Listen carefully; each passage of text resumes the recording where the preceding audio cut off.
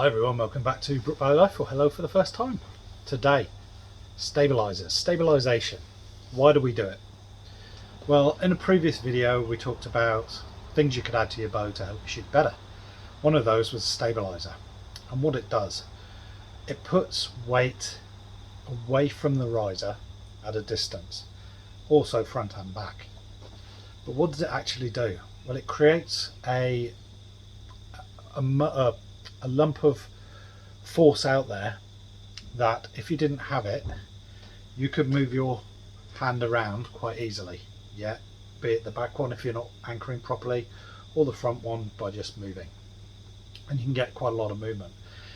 Now if you put a lump of weight out in front of you, it is going to be harder to move because it all turns into force times distance, moments, and yeah, math stuff and physics and stuff like that. But put it like this, it will be harder for you to move your arm, yeah, to move that weight at the end. The further away it is and the more weight you can get out there, the more stable you'll be. But you'll get to a point where the weight is too much for you and you'll fatigue quicker. You may even hurt yourself, hurt your shoulder trying to, one, lift it up and two, keep it still. So you need to trial and error, work on it, figure out what's good for you. But what I'm going to do here today, I'm going to shoot my Hoyt Nexus with the C2 limbs. I'll get my arrows in a second, and with lightweight at the front. Then I'm going to take that off and I'm going to put this on the front of the stabilizer, which is a lot more weight for at the front. So I think it most probably doubles, if not triples, the amount of weight I've got on the front. Now I can shoot with this maybe 6 arrows and then my shoulder's screaming because it's difficult to keep it up. What I've got on there at the moment, easy. Now I usually, on my competition bow, use biter stabilizers with 3 weights at the front. But I've got a camera on my bow, so hopefully it's going to show you the difference in stability and even the noise and vibration dampening that it can provide, because what I found, the more weight on the front of the bow, the quieter the bow. It's quiet anyway with these Nika C2 limbs because they're really quiet. But what we'll do is we'll put some arrows through this at the target. It's all running down there. I'll get the camera on the bow itself. It's on the stabilizer and you'll be able to see the vibration. It's not a view you normally get, put it like that. And we'll see if we can see the end and see what the difference is between the moving around and if I can keep it held up and this type of thing. So stay with me, let's go and shoot some arrows and yeah, see the difference in weight for stabilization. So it's a bit of extra weight on there with the camera and everything on there, but I wanted to get this done before it rains, and looking at the clouds I don't think it's far away. I think 4 o'clock is supposed to rain here and it's 3:20 now, so let's see if we can get this done. And there's the camera, as you can see, so we'll turn it on. And no, it's not a GoPro.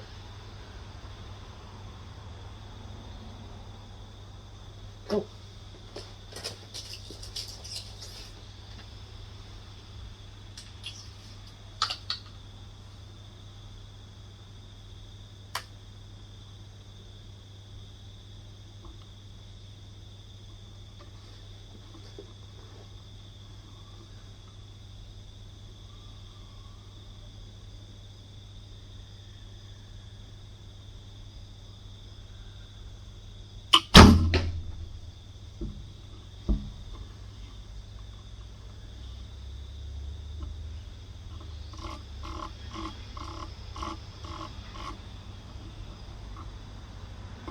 A bit high.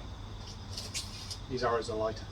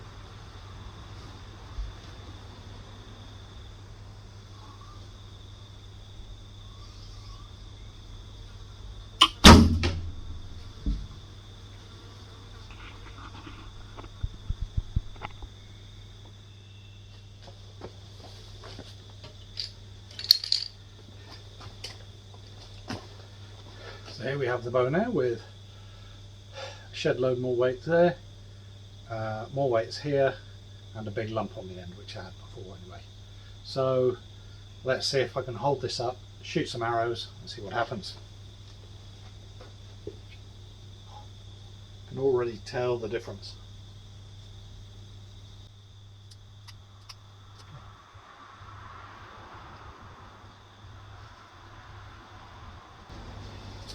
Same arrows.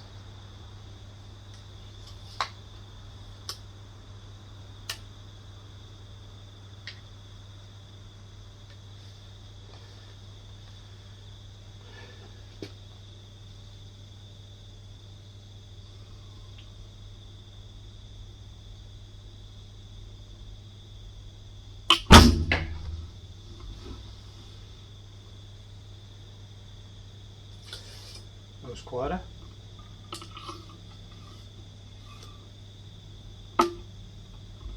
It's difficult to hold up though.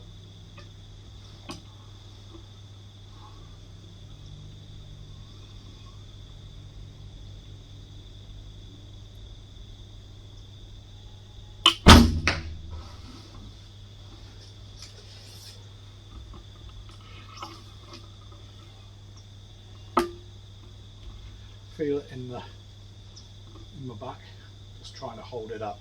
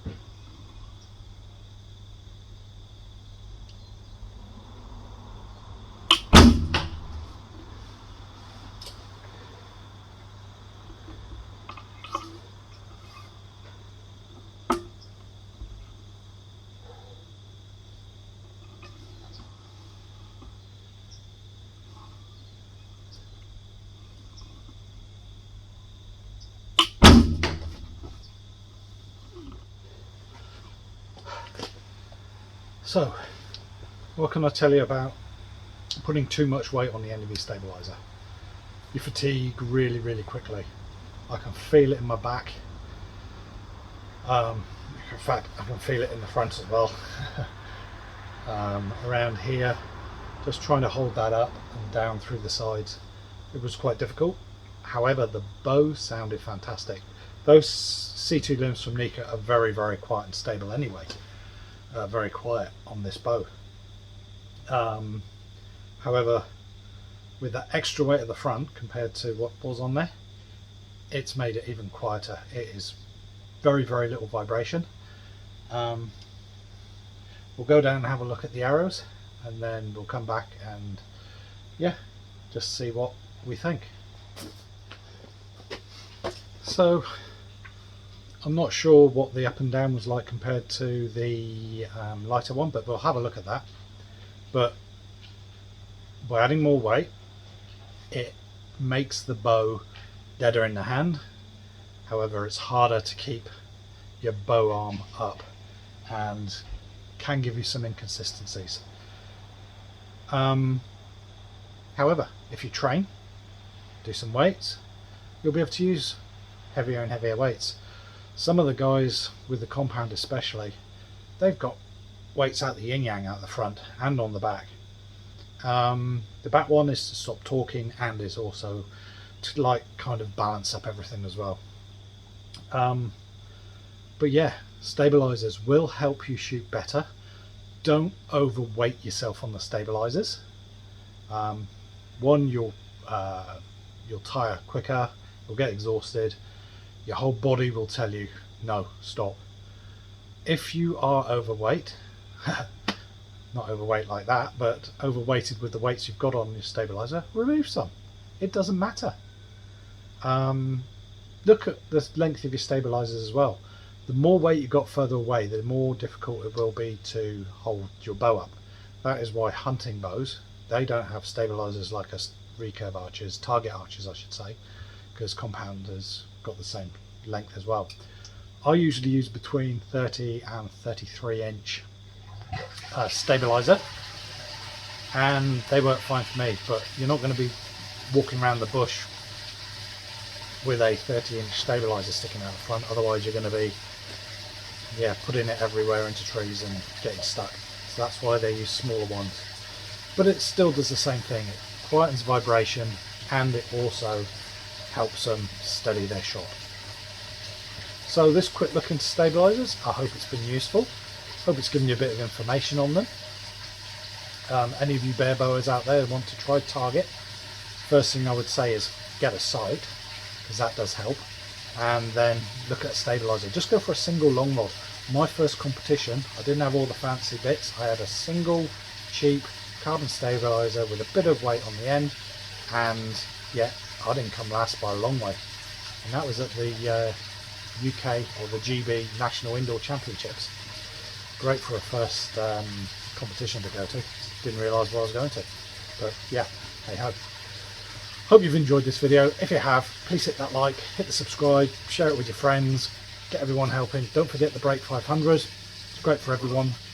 As you can see, weather here is turning to custard. It's going to be raining shortly. Hope it's nice where you are. Keep shooting, keep practicing, and I will catch you next time. Bye bye.